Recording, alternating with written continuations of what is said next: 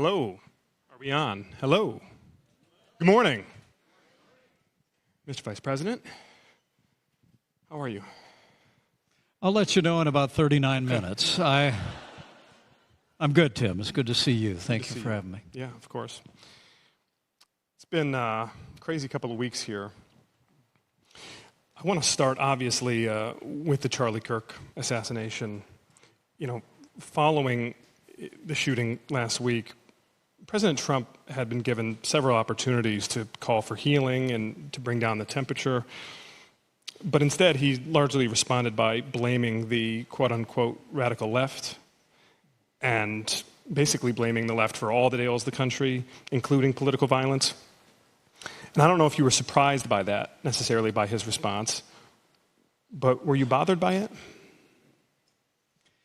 Well, again, thanks for having me here, and I want to thank the Atlantic Festival, and thank you all for the warm welcome.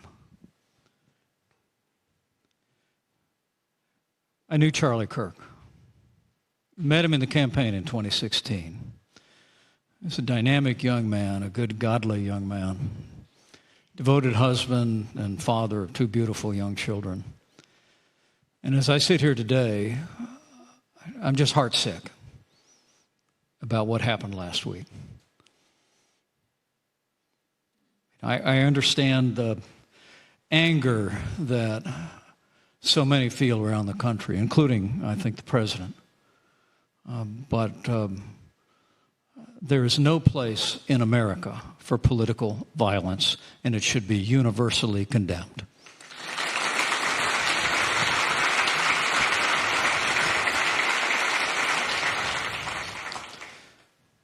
I want to commend law enforcement in Utah, Tim.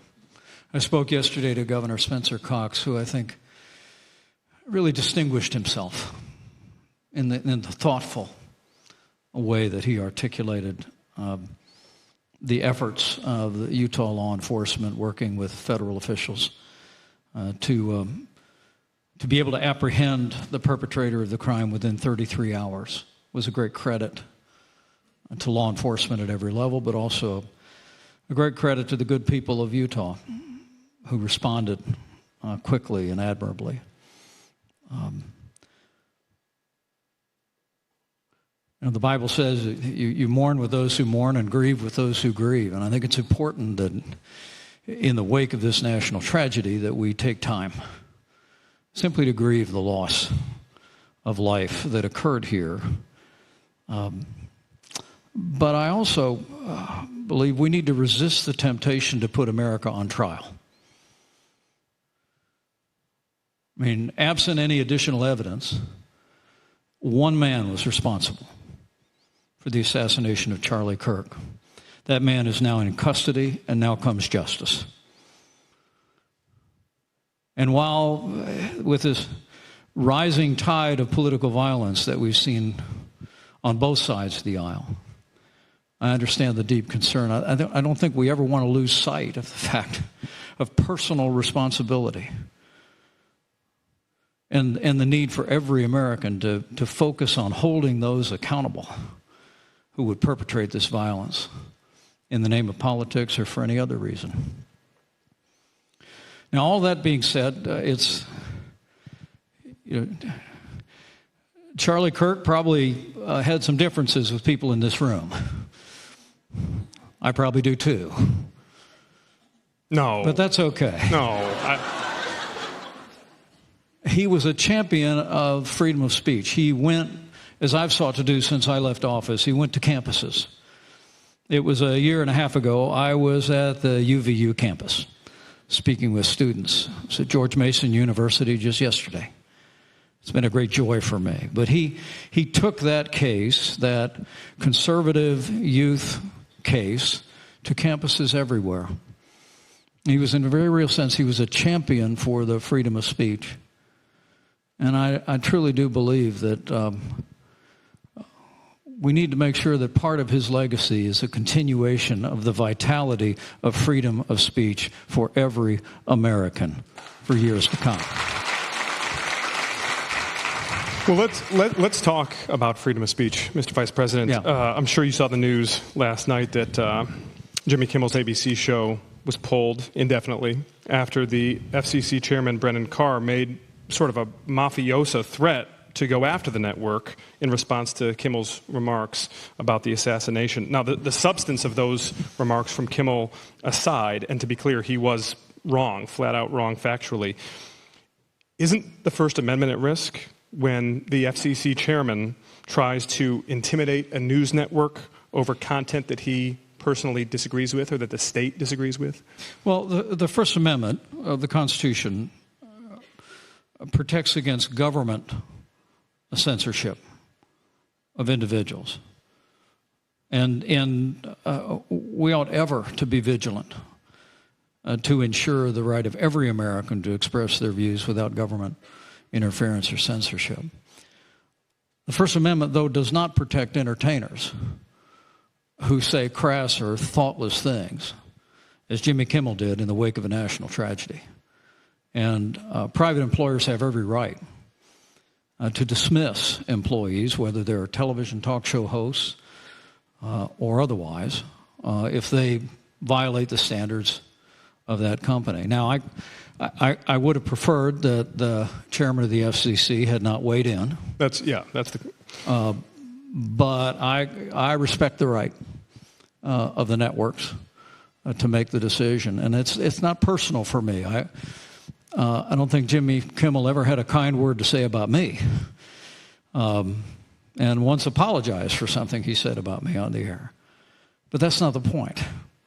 The point in this case is that in the wake of a heartbreaking tragedy impacting people across the country, that he would act in such a callous and thoughtless way, and I respect the right of his employer to make that decision.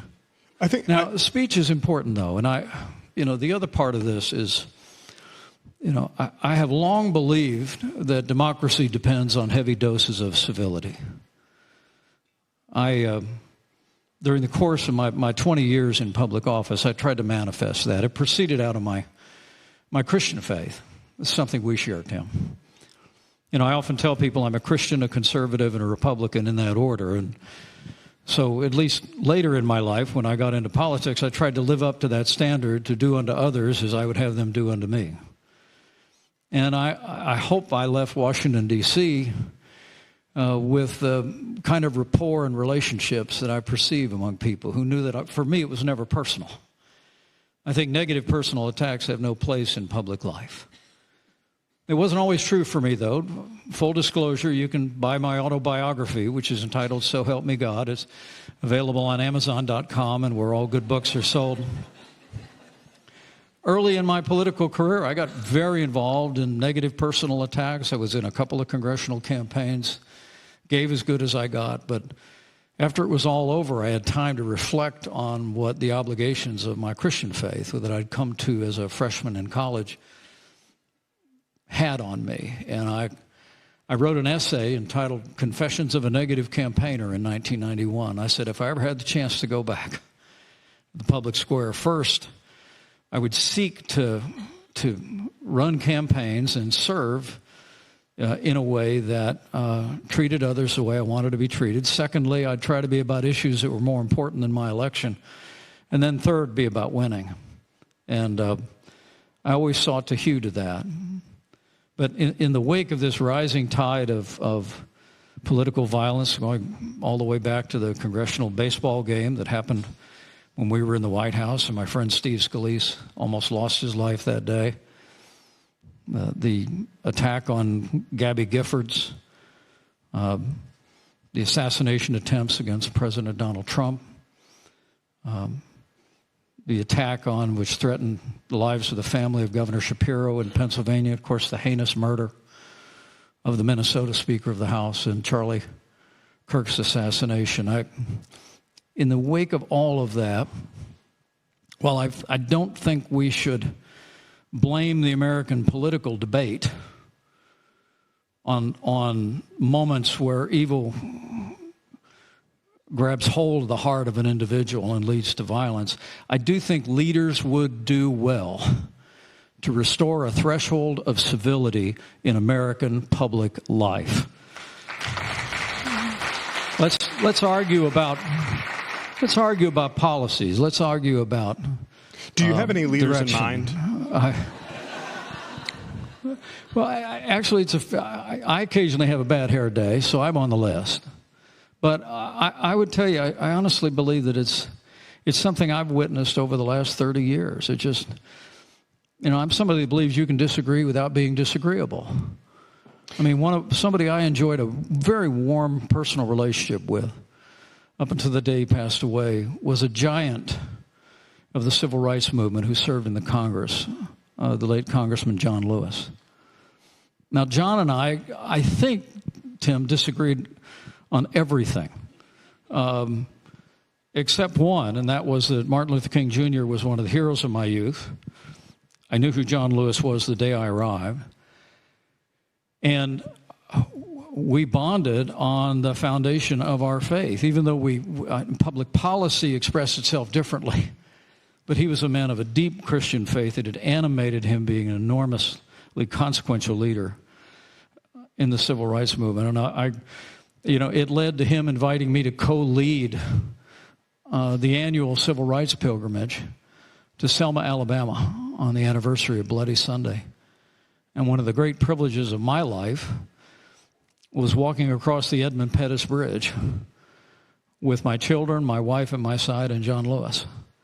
It was an extraordinary experience. The humorous part of that was after I was elected vice president, I went to a big public event. I think it was a congressional baseball game itself. And this was before the tragic events that would follow a year later. But I remember I walked into the main hall at the stadium, and as you might imagine, all the Democrats and the staff were on this side of the main hall. All the Republicans were on this side, and as new vice president, I'm over here. People are shaking hands. And suddenly across the lobby, I see John Lewis waving his arms and makes a beeline straight to me, throws his arms around me, says he's proud of me, great to see you.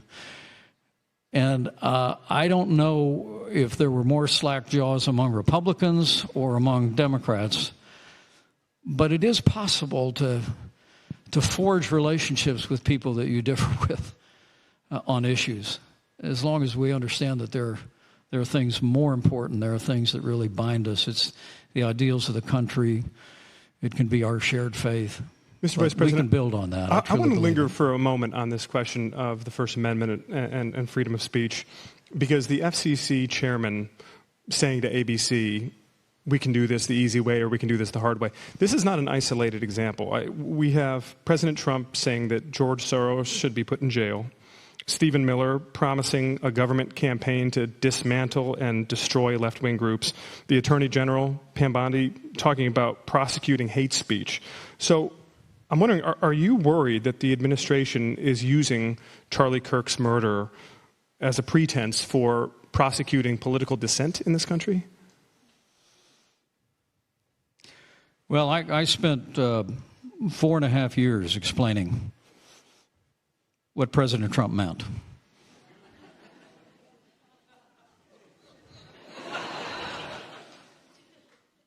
So I'll leave the president to his words and his advisors.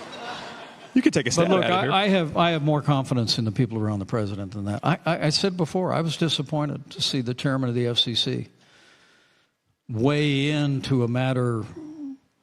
But these are the people around. These are the people around the president, though. The Attorney General talking about prosecuting hate speech. Well, of course, we don't prosecute hate speech in America. There are hate crimes in America where there are actions, but we don't prosecute speech. And I believe she's sought to correct that impression, and I appreciate that. I would just tell you, Tim, that while I understand the concern of many on the left when they hear about investigations, I just remember that summer of 2020 and the riots that tore asunder Minneapolis and some, I think, 50 cities across the country. And what we found along the way was that some organizations were actually pre-positioning bricks that rioters could use, pre-positioning water and supplies and food. And I don't know that we ever got an answer to that. And if there are individuals that are facilitating violence against American citizens, I believe they should be held to account and they should be exposed. But that doesn't include people that are simply exercising their First Amendment rights in a peaceful manner. I want to talk about party politics. The title of this session is The Future of Conservatism. And it seems like ancient history now, but you had really first distinguished yourself in the Congress as a conservative who was opposing your own party's president, George W. Bush, on some of the major initiatives of his presidency: No Child Left Behind, Medicare Part D, the bank bailout. And I'm wondering today, when you see Republicans in Congress making these... I'm speaking of the George W. Bush Library tomorrow, so maybe you're going to get me uninvited with that. Well, no, he would not invite you. You're right. No, you're right. You guys are buds now. But I'm curious, when you see Republicans in Congress today making these sort of gratuitous shows of capitulation to President Trump, encouraging him to run for a third term, or hanging the gold-framed portraits of him in their congressional offices, what does it say to you about the separation of powers, and what does it say to you about the state of the Republican Party today? Well, I mean, even at the risk of getting uninvited tomorrow, it took me a long time to get to Congress, which you can read about in my book. And I learned a lot of lessons along the way, but one of the things I learned was I thought if I ever get there, I'm just going to do what I told people I would do in all the years that preceded it. I was actually a talk radio show host in Indiana. I know that seems impossible when but I can be a lot more interesting, when you let me go. Rush Limbaugh on decaf, I believe. I was Rush Limbaugh on decaf. Yeah. I really was. But I'd spent 10 years, or better part of 10 years, on the radio talking about the principles of limited government, a strong defense, American leadership in the world, traditional values. And I just said, when I get to Washington, this is how I'm going to vote. And that was when President Bush was elected. The first bill he introduced was doubling the Federal Department of Education, which I'm someone that believes, and I did as governor, that education's a state and local function. I've been married to a school teacher for 40 years, so I voted against it. I was one of the few. We opposed entitlement expansions under President Bush out of a commitment to fiscal discipline. But people would oftentimes come up to me and they would say on the floor, they say, "Hey, you have to go along with the administration on this because you work for the president." And I would say, I don't work for the president. I work for the people of East Central Indiana. And I believe that's how the framers intended it. Yesterday was Constitution Day. So I visited my office in Washington, which is right across from the National Archives. And if before you head home after the Atlantic Festival, you make your way to Washington, for the first time in history, the entire Constitution is displayed at the archives. Every single page, every single amendment. And I made a point when I took over some interns for our foundation yesterday. I pointed out what Article 1 is. It's written right there. It's the legislative branch that appears under those timeless words chiseled into the hearts of every American: we the people. I mean, at the founding of the country, the framers of the Constitution conceived of a government of co-equal branches of government and separation of powers. I have an argument today with the president's unilateral tariffs imposed on friend and foe alike, because Article 1, Section 8 of the Constitution gives the authority to tax and tariff, they called them imposts, to the Congress.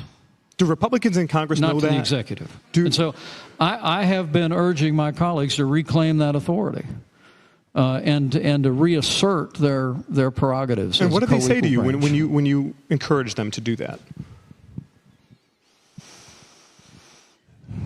Close majorities right now. I mean, Russell Kirk, is my favorite political philosopher, wrote long ago that politics is the art of the possible. And I don't ignore the fact that there's very close majorities in the House, that we live in a competitive time. I don't ignore the dominant role that President Trump plays in the life of the Republican Party today.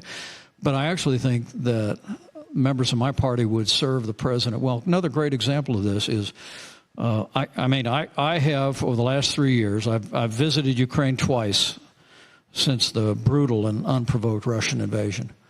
I hold the view that the United States and our Western allies need to continue to give Ukraine the resources they need until the Russian invasion is stopped and repelled. But right now, 85 members of the Senate are co-sponsoring a bill that would put back-breaking sanctions on countries that buy Russian oil and essentially prop up the Russian war machine. And we've been very public about it, that the president has not given the Senate the green light to pass the bill yet. And if I was around, I'd probably be a little bit of a pain in the neck and say, let's pass it anyway. Put it on the floor, put it on the president's desk. I've met Vladimir Putin. And I'm going to tell you something, folks. Vladimir Putin is not going to stop until he's stopped. He's not going to stop until we raise the cost for his brutal invasion so high that he rethinks it. And I think the time has come for harsh new sanctions against those that subsidize the Russian war machine. We probably ought to go ahead and unfreeze those Russian assets, about $300 billion, and send them to Ukraine. But this is an important contest because I have no doubt, I've said this many times, I have no doubt. I was on stage I ran for president in 2023, not so where you'd notice. But I was on stage with another writer and commentator who said that my support for Ukraine, for U.S. support for Ukraine, would get us into World War III. Well, anybody that thinks capitulating to the barbaric ambitions of dictators will get you into World War III needs to study World War II. I mean, and I say with some sadness, it was Republicans that led the effort in the 1930s to look the other way, to say it wasn't our fight in Europe. And I got to tell you, I have no doubt that Vladimir Putin overruns Ukraine. It's only a matter of time before he crosses a border that our men and women in uniform are going to have to go fight him. And so I think we need to stand firm now, call out our Western allies, as the president has rightly done, to do more. But I think the time has come, going back to Article 1, that the Senate and the House ought to send those sanctions to the president's desk and send a deafening message that the American people stand for freedom and stand as a leader of the free world. Yeah.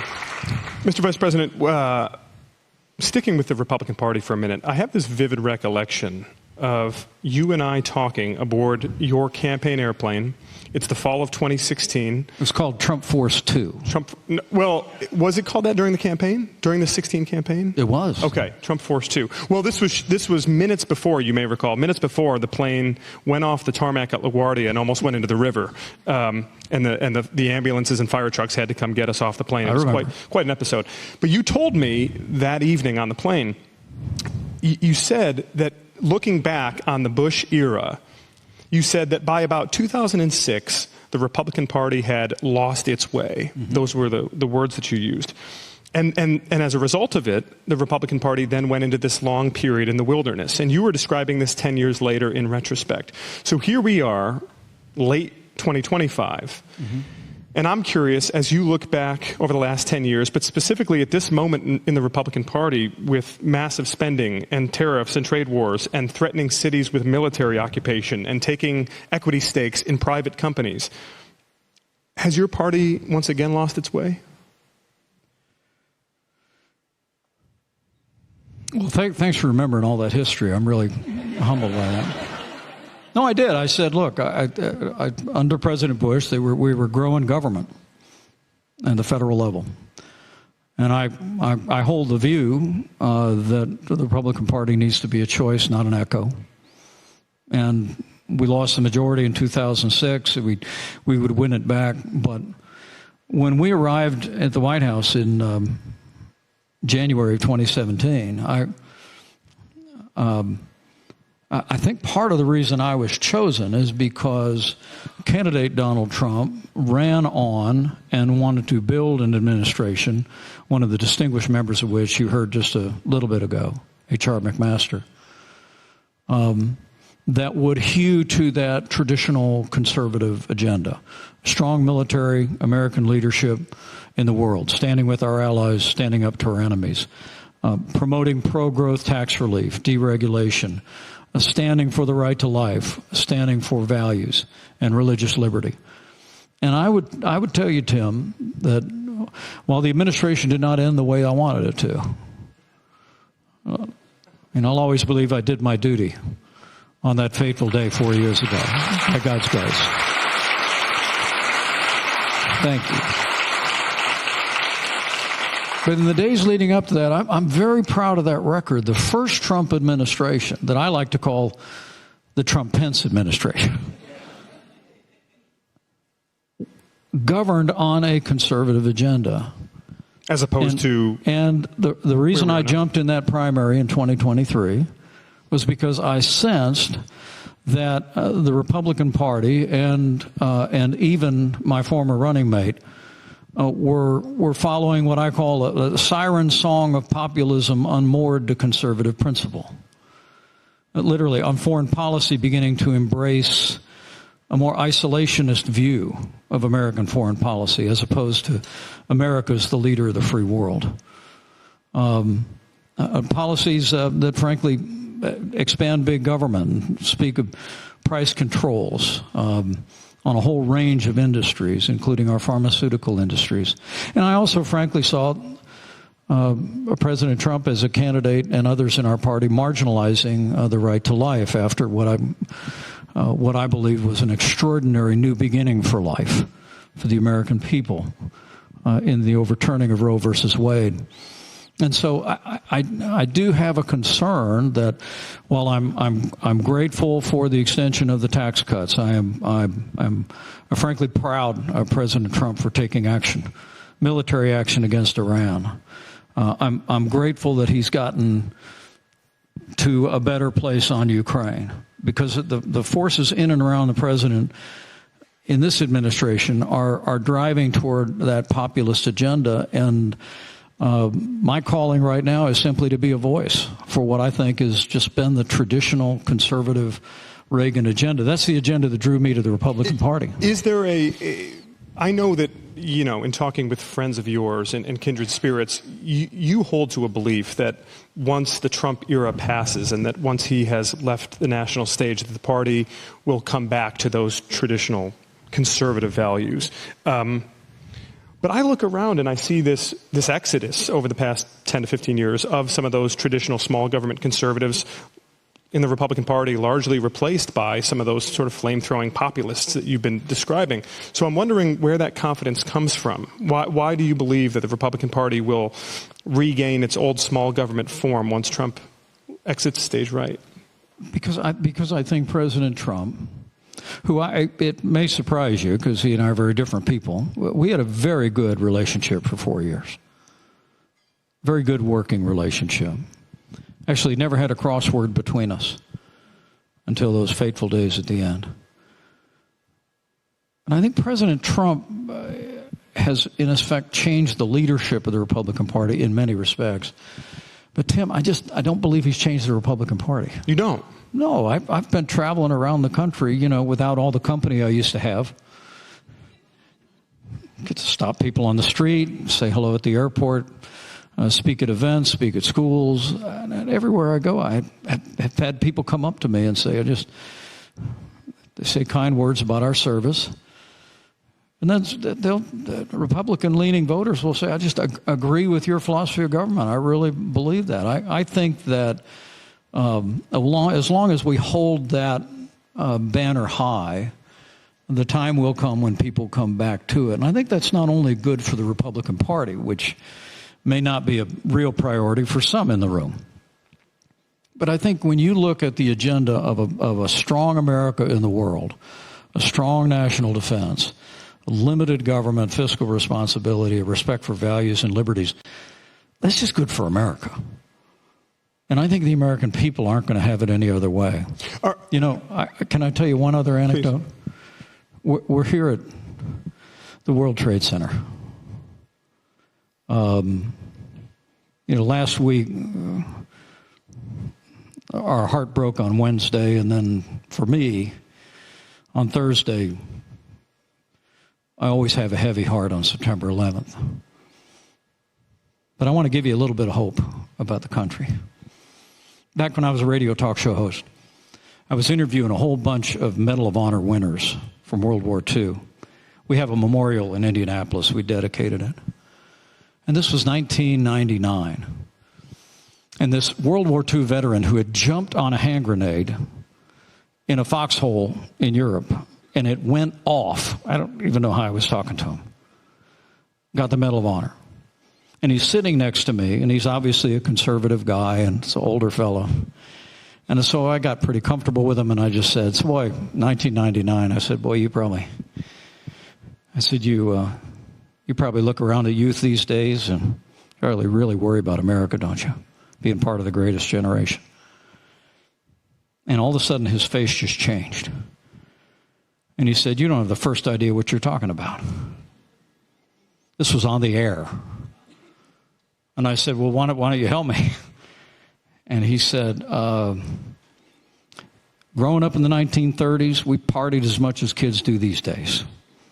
We ran around, we wasted time, drove our parents crazy. He said, but when the time came, we did what needed to be done because we were Americans. And what you don't understand is these kids will do the same thing. Fast forward 2 years. Planes hit right here, then at the Pentagon, and then in Shanksville. And the next day, in cities and towns, large and small, there were lines around the block at every recruiting station in America. And I'll never forget, on that day I thought of that man, and that he was right. I mean, I really do believe at the end of the day, those 3 words I mentioned, that I just saw yesterday in the National Archives. Other than my faith in God, my faith in the American people is boundless. And the American people will steer us back to what they know has always made this country strong and prosperous and free. And they'll always step up and do what needs to be done. I'd like to close the loop on this question of Republicanism and the future. To your point that you believe Trump has not fundamentally changed the party. I would disagree, and the clearest data point would be that the former vice president under Donald Trump was Mike Pence. The current vice president under Donald Trump is J.D. Vance. What do you make of J.D. Vance?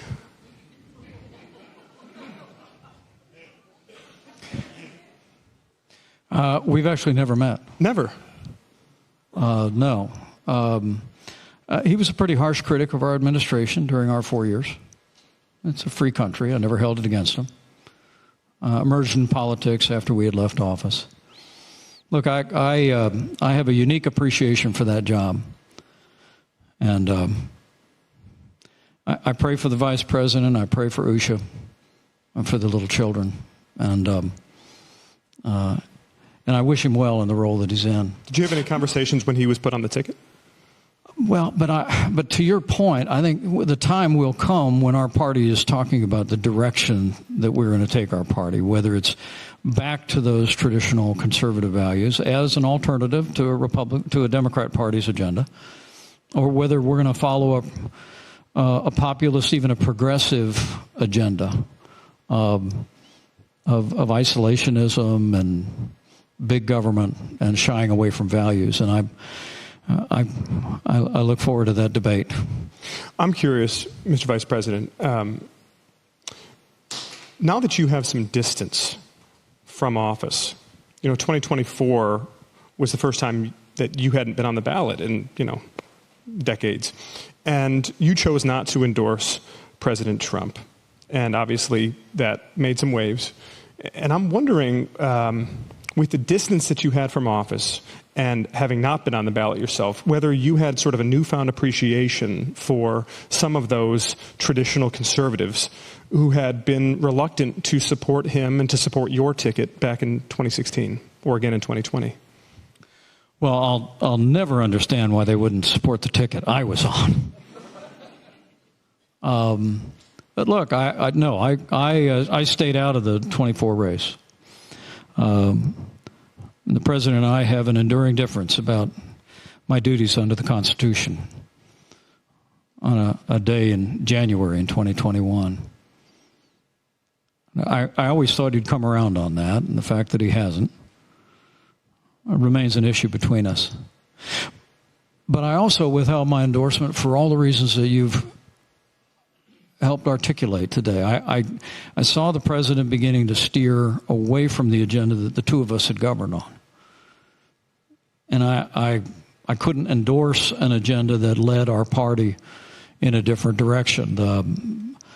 And since the outset of the administration, as I said, we've tried to be praiseworthy when we see the administration doing those things that I think are consistent with how we governed and how Republicans would hope for an administration to govern. But we've been willing to take on issues and even personnel that we think depart from the standards and values and principles of Republicans, and that's what kept me out. And but I just hope to continue to be among others, to be an anchor to windward, because I do think that the time will come that either we have a changing of the guard in politics, or we face some other national crisis at home or abroad, and the American people will come back to the things that we know make us strong and prosperous and free. And when that comes, I'm going to be a voice within the Republican Party to carry that. Are you still in contact with the president at all, even casually, when a grandkid is born or anything like that? I don't talk as much to the president as I used to. We had a brief encounter at President Carter's funeral. I congratulated the president, and his countenance softened, and he gave me a vigorous handshake. A vigorous handshake. What? A vigorous handshake? It was a vigorous handshake, and I congratulated Melania as well. And but you know, I don't talk to the president as much as I used to, but I have every reason to believe he still listens to me. And you do, and that's really interesting. Why do you say that? Well, because I know things. You know, one of the best kept secrets in America, actually, and you got a sense of this from H.R. McMaster, is that, and I hope it's an encouragement, Donald Trump listens. He does. I lost count of the number of times that I would always wait till it was just us, alone. Because I always thought, Walter Mondale put it best. He said, the vice president owes the president his opinion once and in private. And I hewed to that until history and my oath to the Constitution did not permit it. But I do believe the president listens and is attentive. And so while I'm not in the Oval Office, as I was virtually every day for 4 years, my hope is to continue to be an influence, to encourage the better angels of his nature, and help him. Whatever differences you have with President Donald Trump, he is our president, and we want him to be successful. We want America to be successful, and that's the reason I pray for the president, and that's the reason why I'll continue to try and be a voice, a consistent voice for conservative values. So help me God. Let me close with this, Mr. Vice President. We've gone over our 39 minutes, although Jeff Goldberg encouraged me backstage to do so. I just want to be clear on that. He said the clock does not apply to Vice President Mike Pence. That's not verbatim, but close. I'm curious. It's like the Senate, for heaven's sake. your faith is so central to your life, and I was so struck in reading your book, which really is compelling, and I would encourage people to read it for themselves. Thank you, Tim. You're welcome.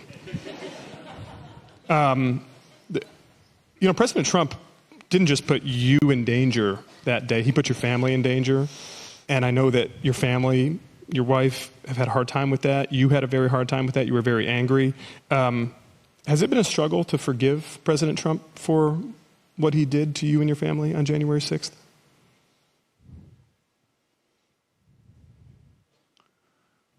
When we were evacuated first to my Senate office and then to the loading dock underneath the Capitol, we were witnessing mostly just on our phones what was happening. And I've often been asked if I was afraid, and I don't say this to be self-important. I wasn't afraid. I was angry. I was angry at what I saw. And I found myself thinking, not this, not here, not in America. I mean, to see the capital of the free world desecrated and ransacked, to see law enforcement officers assaulted, deeply angered me. But I will tell you, I think what was a day of tragedy, I think history will record as a triumph of freedom. Because as I said at a recent gathering up in Boston, some people and some of you kindly welcomed me today.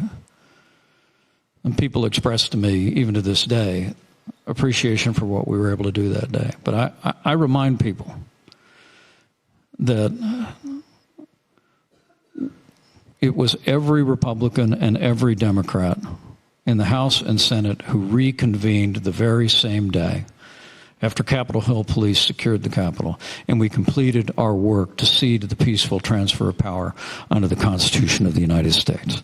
Our institutions held that day. And I believe every member of the Congress and of the Senate deserves to be remembered for that.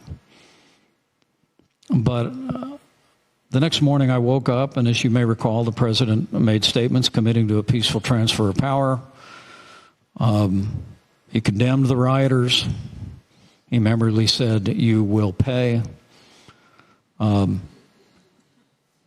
thought we were back to a good place. So much for that. But as the week wore on, I went about my business focusing on the transition, and it was the following Monday after January 6th that his daughter and son-in-law approached my office in the West Wing and said, "Would you be willing to meet with the president? He'd like to talk to you." And I said, well, I said, I don't really have anything more to say to him, but if he's got something to say to me, I'll listen to him. And I will tell you something people in this room may be surprised to hear. I remember I walked down to the Oval Office, back the small hallway to the small dining room where we'd spent so many times and so many meals together. And the president was sitting at the end of the table, and he was deeply contrite, Tim, about what had happened. He truly was. He immediately asked after my family. He said he was not aware that Karen and my daughter were with me. I said, well, they wouldn't leave, Mr. President. I tried to get them to leave the building. They wouldn't go. And then we sat and we talked all through it. And I again explained to him what I believe my duty was and how I kept my oath to the Constitution that day. And I also told him that I thought the people that had desecrated the Capitol had done a great disservice to our movement, because the people that I met through countless rallies, countless events over 4.5 years are some of the most hardworking, decent, God-fearing, law-abiding, patriotic people I've ever met, who would never do something like that there or anywhere else. And I told him that. But we talked through it, and in the days that followed, we work together to complete the work of the administration. And we parted amicably, Tim. I'll never forget one of our last short meetings in that very same little room. The president, again, in many ways downcast for those remaining weeks of the administration, made reference again to our disagreement on that, and I had told him that I was praying for him. And at the end of the meeting, I got up and I said, well, Mr. President, there's probably two things we may never agree on. Because when I told him I was praying for him, he said, don't bother. He said, don't bother praying for him. He did, but he said it in a sad tone. When I got up, I said, there's probably two things we're never going to agree on. And he looked up faintly and from where he was seated at the end of the table, and he said, what's that? And I said, well, we're probably never going to agree on what I did that day. And I looked at him and I said, I'm never going to stop praying for you. And I haven't. Was I angry, Tim? Yes. But I have learned as a follower of Jesus Christ that when you pray for people consistently, forgiveness flows out of that eventually. And I believe I've forgiven the president from my heart. I haven't forgotten. I haven't compromised or said I have a different view of matters. But I've forgiven him from my heart. And I think sometimes forgiveness might be one of our scarcest natural resources these days. And that we could all do well to think about being more forgiving to one another.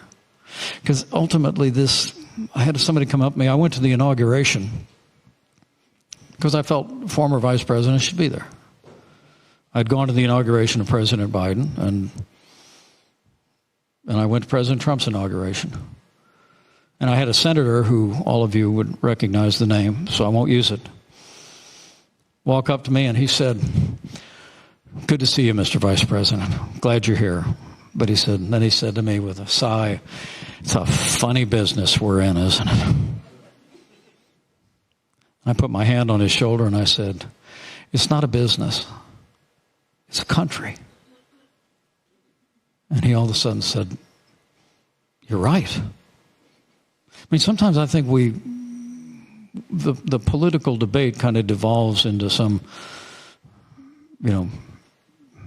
entertainment or jousting, when in fact we've got to find a way to be together. We've got to find a way to work out our differences in a principled way. And I think the way we work out our differences is if each of us will stand without apology on the common ground of the Constitution of the United States of America. It is the common ground. And it was fashioned to bring together disparate voices and disparate ideals into an environment where those could be resolved and to move forward as a nation. And I think, as I said, I'm very hopeful about the future because I have great faith in the American people. But I also have faith in God that He's always had His hand on this nation and will see us through. Because I think we've got great challenges ahead. And most of them are going to be across oceans. My son's a major in the United States Marine Corps. He's currently deployed. One of my unworthy son-in-laws is a lieutenant commander in the United States Navy. In our family, it's very personal. My dad fought in combat in Korea. I think decisions that we make as Americans, collectively as Americans, working through the political process, it's going to have a great deal to say of what the rest of this century looks like and how much it mirrors the first half of the last century. So the stakes are high. We've got to come together. I believe we will. And I hope my presence here today gives some evidence of the fact that I think it all begins to start talking to each other, listening to each other. And I thank you for your kind attention today. It means Mr. Vice President, thank you for being here.